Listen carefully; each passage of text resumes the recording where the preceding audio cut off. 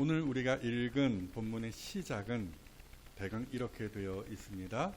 예수께서 말씀하실 때에 그리고 곧. 이게 무슨 말이냐?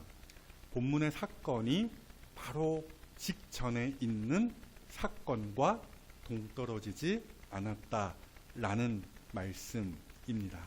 그러니까 예수님께서 겟세마네라는 곳에서 땀을 피같이 흘리시며 기도하시되 먼저 하느님의 영광과 나라와 뜻을 구하는 기도를 하신 직후죠.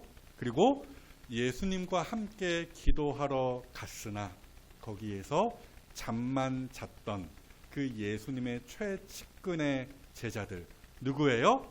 베드로와 야고보와 요한 맞습니다. 그렇게 세 사람입니다. 그 세 사람을 예수님께서 깨우시면서 이렇게 말씀하셨죠. 야, 이제 일어나라. 나를 파는 자가 가까이 왔다. 이 말씀을 하신 직후입니다.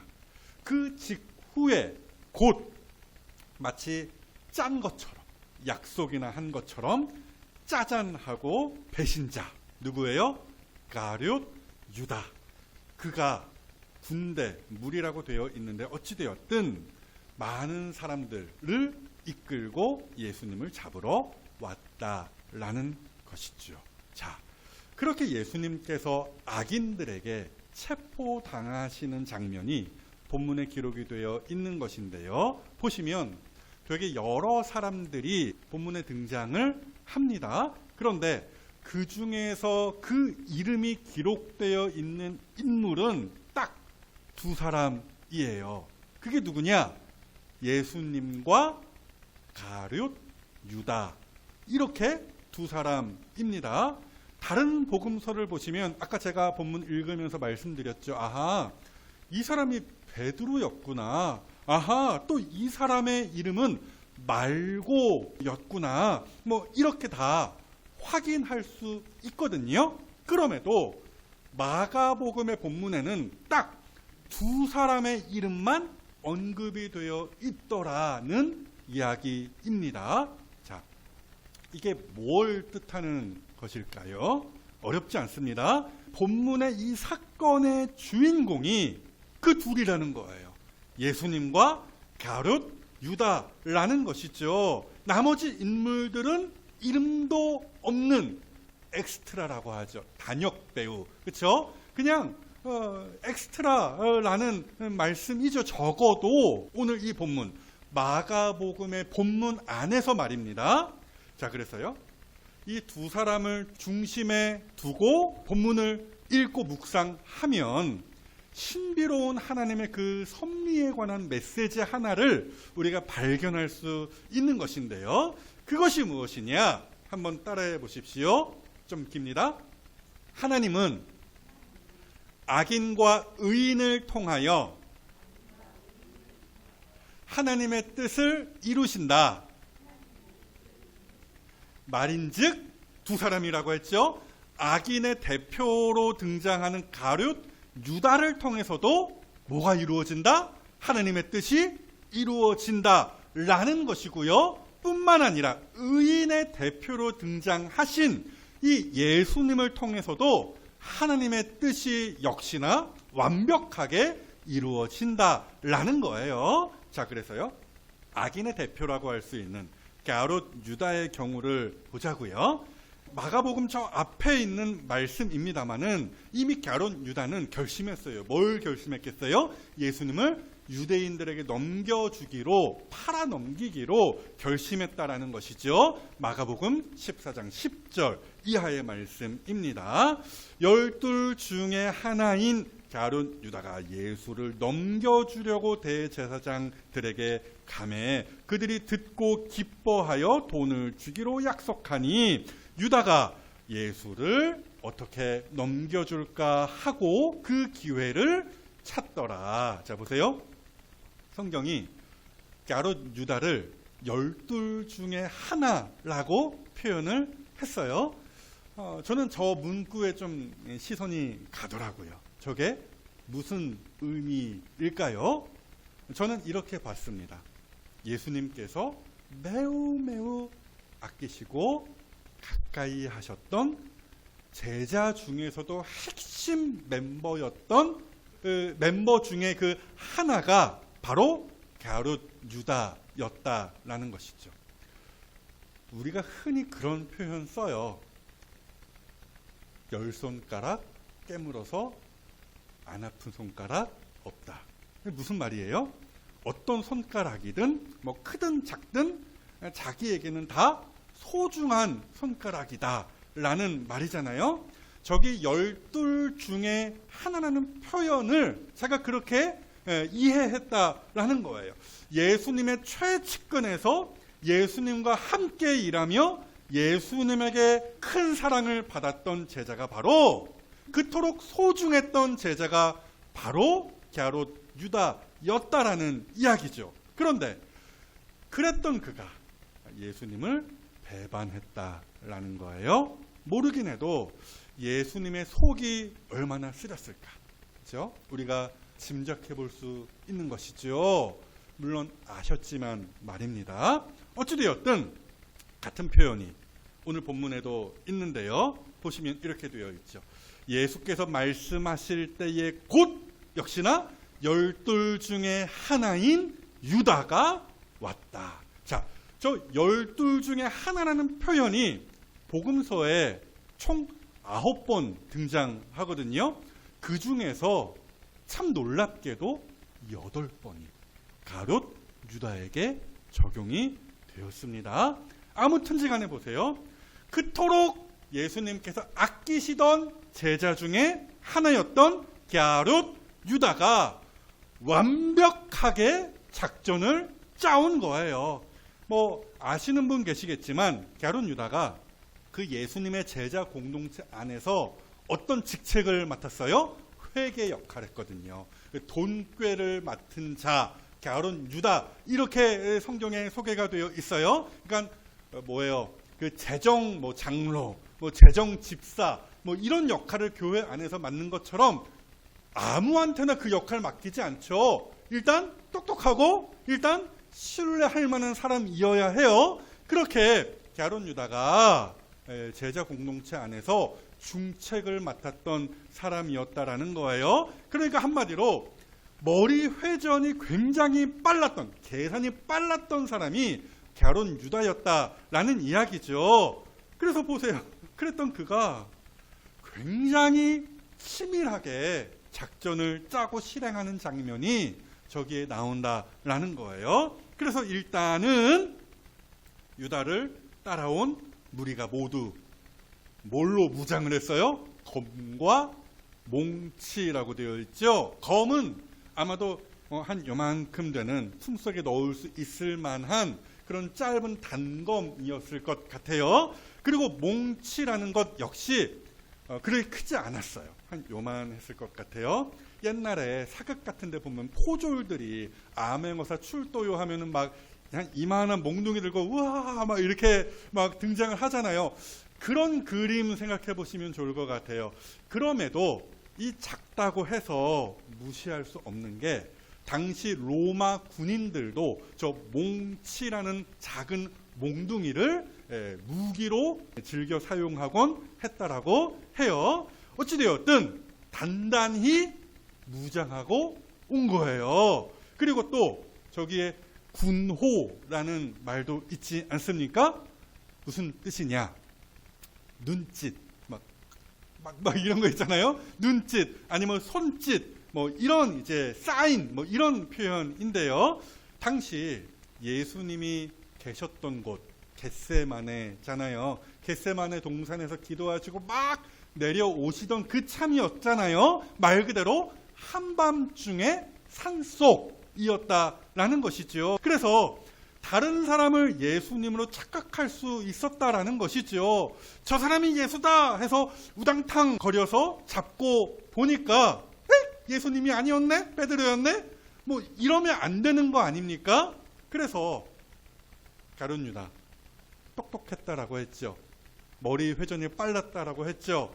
그 갸롯 유다가 이리도 치밀하게 작전을 짜왔다라는 것이죠. 말인즉 내가 입맞추는 자, 입맞춘다라는 것은 이제 제자가 스승에게 표하는 어떤 존경의 표시, 인사법인데요. 어찌되었든 입맞추는 자가 예수다.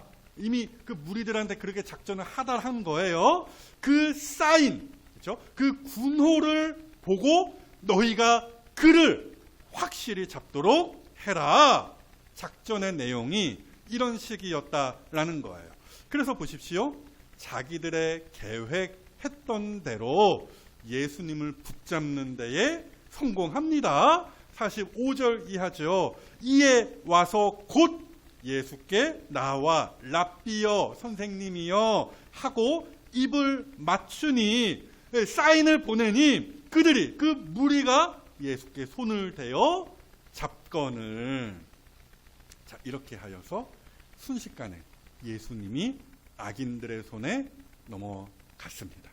아마도 이 순간 갸롯 유다는 속으로 기뻐하며 외쳤겠죠. 좋았어. 그렇죠? 계획대로 되었어. 하지만 여러분, 두말하면 입 아프죠. 이는 정확하게 멋대로 된 거예요. 하나님의 뜻대로 된 것입니다. 그러니까 악인이 아무리 꾀를 내고 날뛰어도 결국 이루어지는 것은 뭐다? 하나님의 뜻이라는 말씀을 드리는 거예요. 그래서 보세요. 오늘 이 일은 이미 예언되어져 있는 일이었어요. 저 앞에 마태복음 14장 18절 보시니까 다 앉아서 먹을 때에 예수께서 이르시되 내가 진실로 너희에게 이르노니 너희 중에 한 사람 곧 나와 함께 먹는 자가 나를 팔리라 하신대. 뭡니까? 가롯 유다의 그 모든 계획과 악행은 따지고 보니 결국 어디 위? 하나님의 손바닥 위에 있었던 것이었다라는 말씀이죠. 그래서 제가 설교 서두에 말씀드렸어요.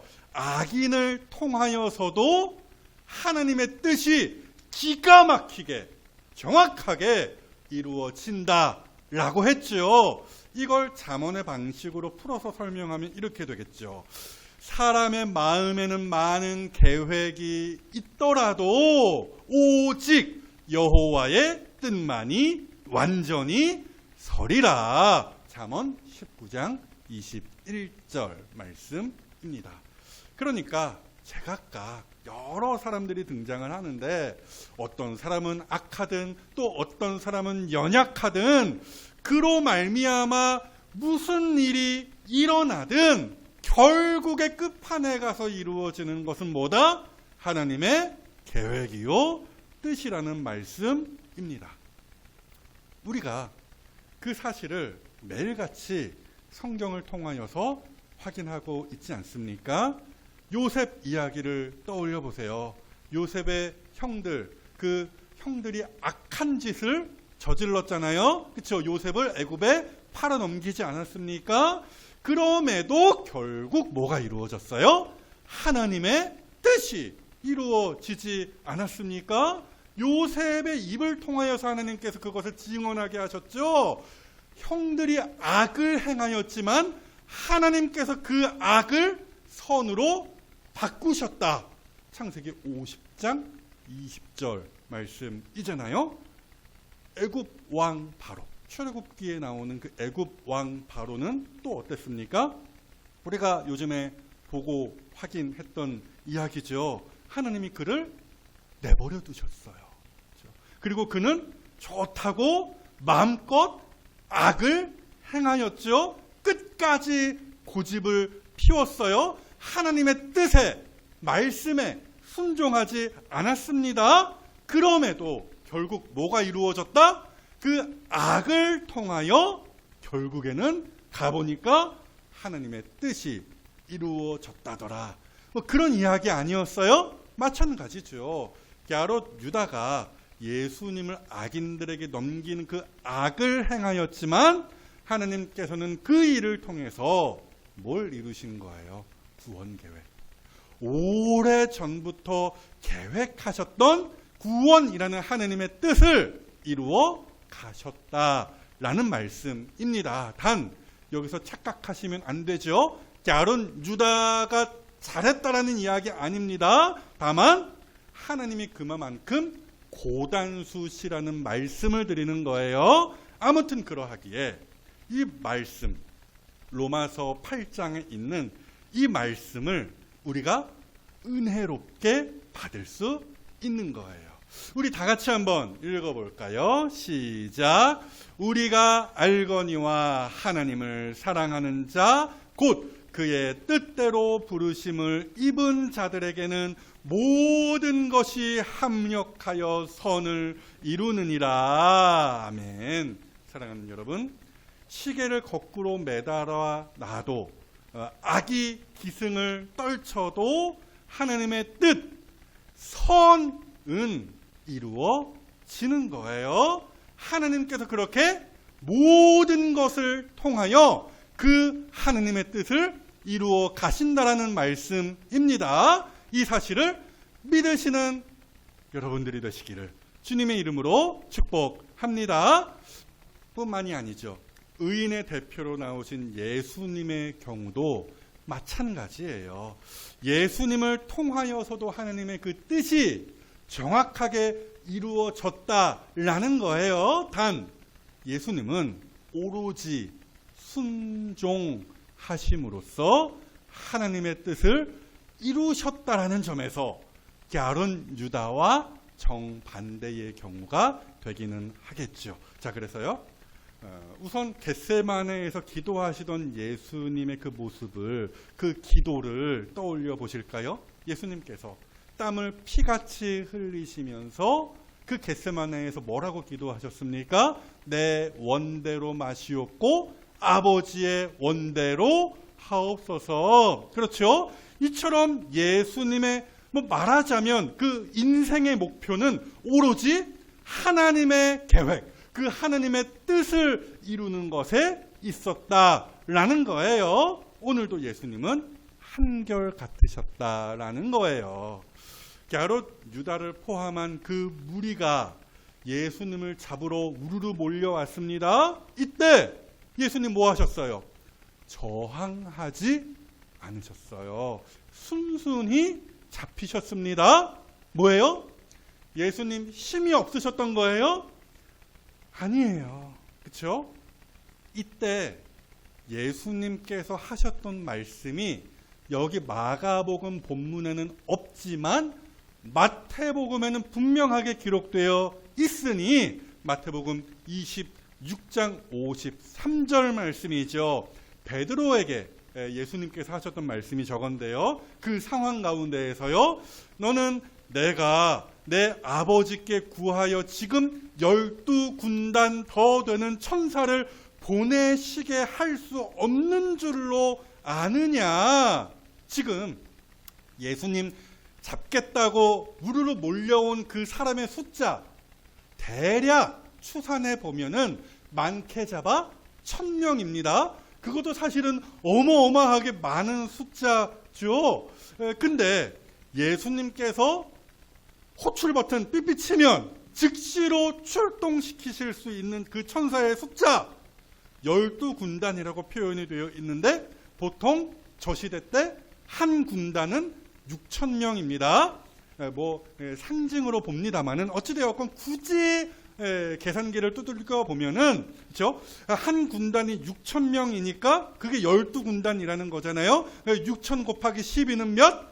72,000입니다. 그러니까 그토록 어마어마한 힘과 권력이 예수님에게 있었다라는 거예요. 있었음에도 예수님은 그걸 이 시간 사용하지 않으셨다라는 것이죠. 왜요? 오로지 하느님의 뜻을 이루시기 위하여.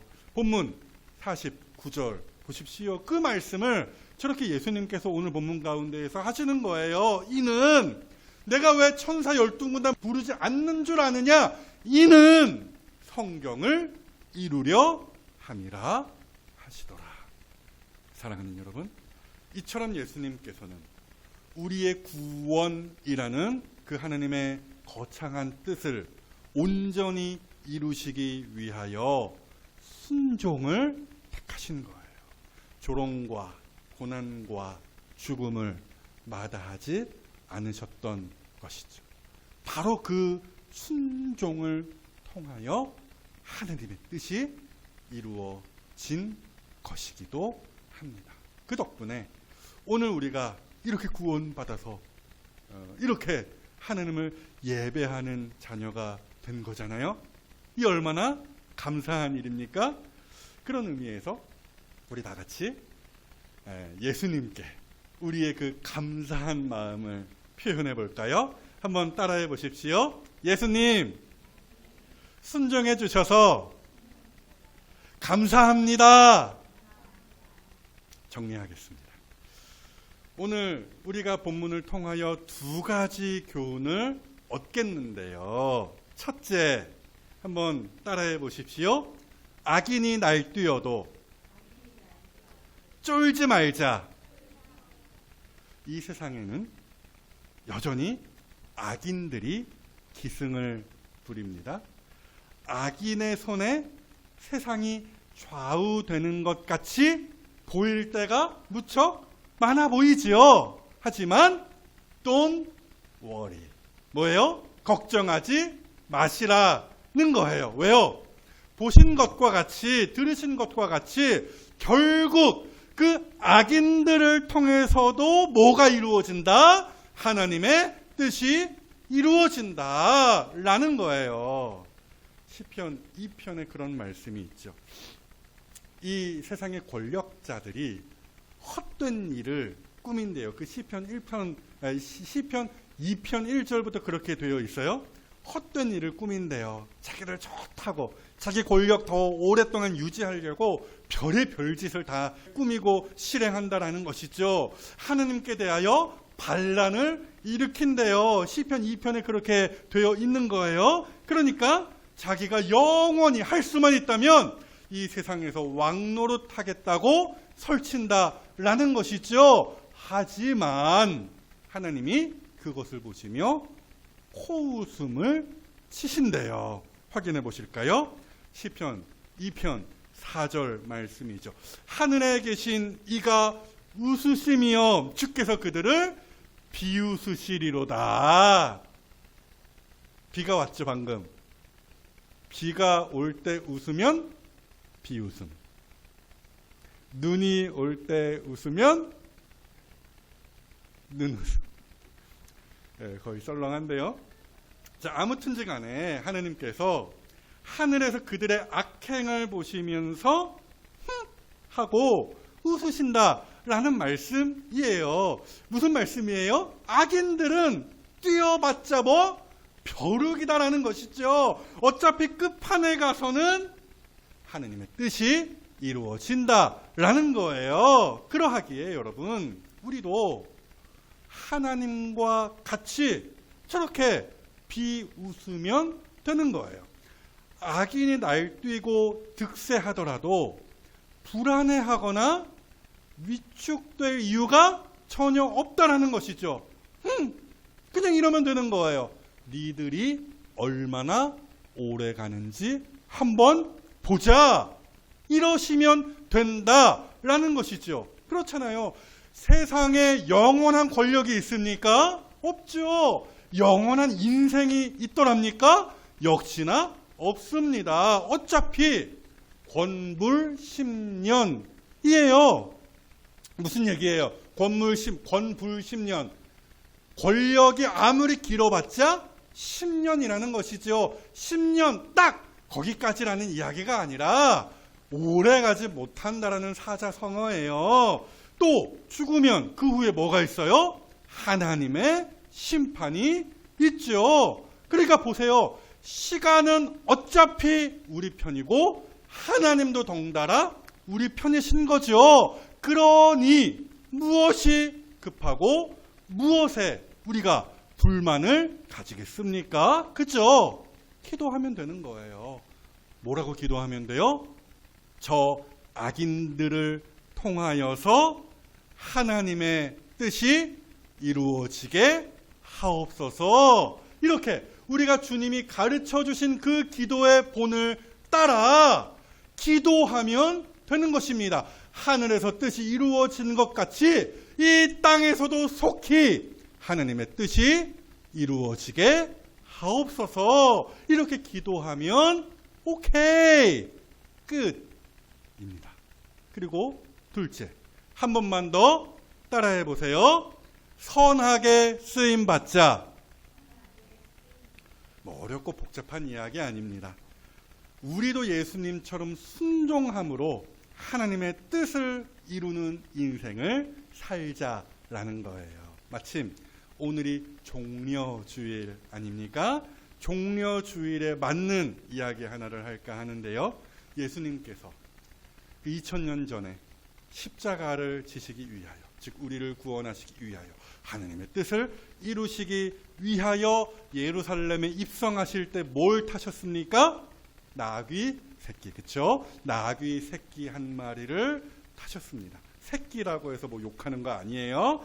예수님께서 그 어린 나귀 새끼 한 마리를 타시고 예루살렘에 입성하셨다라는 이야기입니다. 어찌되었든 왜 하필 나귀 새끼였습니까? 어렵지 않습니다.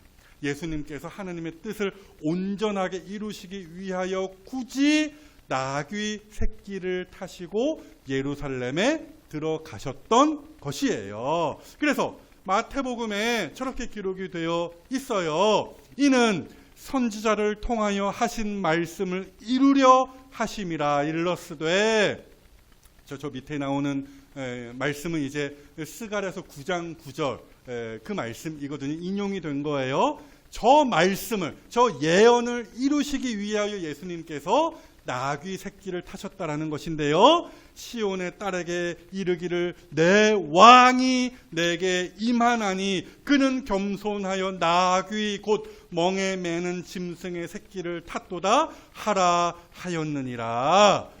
자, 그런데요, 저렇게 하나님의 뜻이 이루어지는 일에 있어서 아주 결정적인 역할을 했던 한 사람을 꼽으라 한다면 누구를 꼽을 수 있겠느냐? 저는 예수님의 말씀에 전적으로 순종함으로 그 나귀 새끼를 예수님에게 내어준 그 나귀 새끼의 주인들, 사실 몇 사람, 두 사람 이상으로 등장하는데요. 어찌되었건 그 나귀 새끼의 주인들이다, 이렇게 말씀드리고 싶습니다. 대강 아실 거예요. 예수님께서 예루살렘에 입성하시기 전에 제자 둘을 맞은편 마을로 이제 보내시죠. 그 둘이 누구였을까 몰라요. 그래도 제 생각 같아서는 둘 중에 하나는 분명히 베드로가 끼어 있지 않았을까 하는데요. 아무튼 예수님께서 그 둘을 맞은편 마을로 보내시면서 말씀하시기를, 거기 마을 가 보면은 그 마을 입구에 나귀 새끼 한 마리가 묶여져 있을 거야. 그걸 나에게로 끌고 오면 돼. 혹시 그 나귀 새끼의 주인이 뭐라 하면은 야, 예수님이 쓰시고서 다시 갖다 놓으시겠다라고 하셨습니다. 그냥 이 말만 전하면 돼, 이랬다라는 것이죠. 이 말씀을 따라 제자 둘이 갔어요. 가서 봤더니 진짜로 거기에 나귀 새끼가 있었던 것이고, 또 나귀 새끼의 그 주인이 어이, 뭐 하는 것이오? 뭐 왜 이걸 가져가려고 합니까? 뭐 이렇게 실제로 말을 했다라는 것이죠. 그때 제자들이 예수님께서 주신 그 말씀을 전하자 나귀 새끼 주인이 오케이 했다라는 거예요. 아마도 나귀 새끼의 그 주인과 예수님은 어느 정도 친분이 있는 사이가 아니었을까, 그렇게 상상해 볼 수 있겠는데요. 아무튼지 간에 여러분, 나귀 새끼 주인의 그 입장에서 한번 생각을 해보세요. 충분히 그럴 수 있지 않았겠습니까?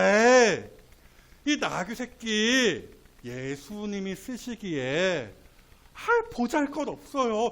요즘엔 누가 나귀를 탑니까? 그것도 나귀 새끼인데요. 이 조만한 것을 누가 타겠습니까? 예수님에게 어울리지 않을 것 같아요. 그래서 덧붙일 수 있는 말이 이거였겠죠. 옆집에 가보시면 좋은 말이 있어요. 혹은 좋은 낙타가 있어요. 제가 소개시켜 줄 테니까 에이 예수님 나귀 새끼 말고 멋들어지게 말 타시고 낙타 타고 예루살렘에 입성하십시오. 이렇게 옆집 가서 알아보라고 했을 수도 있었을 것 같아요. 그도 그럴 것이 진짜로 폼을 잡으려면 말 탔어야 되거든요. 옛날에 한 예수님 당시로부터 한 1000년 전에 그때는 나귀가 아주 고급 교통수단이었지만 여기 예수님 때에는 말 정도는 돼야지 벤츠고 뭐 BMW고 그 정도 급은 되었거든요. 나귀 새끼는 뭐 갓그랜저라고 하죠. 옛날 구형 그랜저. 뭐 그 급이었어요. 거의 폐차급이었다라는 것이죠. 그럼에도 나귀 주인은 거리낌 없이, 그렇죠? 아낌없이, 거부감 없이 예수님께 그 자기의 작은 것을 내어 드렸던 거예요. 말을 바꾸면 주님의 말씀에 이 나귀 새끼 주인이 100% 온전히 순종했다라는 것이죠. 그랬을 때, 순종했을 때 하나님의 뜻이 놀랍게도 이 땅에 이루어진 것이고 그 순종이 스가랴 선지자의 저 예언의 말씀을 이루심으로 예수님을 왕으로 빛나게 했다라는 거예요. 그러므로 사랑하는 여러분, 주님의 말씀에 온전히 순종하십시오. 아멘 하셨죠? 네, 우리가 요즘에 산상수훈의 말씀을 보고 있어요. 뭐 지난주 그 전주까지 봤습니다마는 어찌되었든 거기에 예수님께서 뭐라고 말씀하셨습니까? 누가 너의 오른뺨 치면 뭐 왼뺨 대주고 속옷 달라 하면 겉옷 내어주고 오리를 가자 하면 심리 동행하라. 그리고 또 결정적으로 뭐 원수를 사랑하고 그를 위하여 기도하라. 이 말씀에 순종하시는 여러분들 되시기를 다시 한번 주님의 이름으로 축복합니다. 그리스도인이 악인의 틈바구니에서 이런 괴롭힘 당할 수 있어요. 당장 그래서 손해보는 것 같죠. 그러나 우리의 순종을 통하여 하나님의 뜻이 이루어질 것입니다. 그래서 혹시 모르는 것이죠. 그 왼수가, 그 악인이 우리의 순종, 우리의 선행을 보고 하나님 아버지께 영광을 돌리는 자리에 설지를 혹시 모르는 거 아니겠습니까? 그러므로 사랑하는 여러분, 부디 바라기로는 그 악인들의 발광에 주눅들지 마시고요. 도리어 순종하심으로 선하게 쓰임 받으시는 이 자리에 성도들이 다 되어주시기를, 우리를 위하여 순종의 길을 가심으로 친히 본을 보이신 우리 주 예수 그리스도의 이름으로 축복합니다.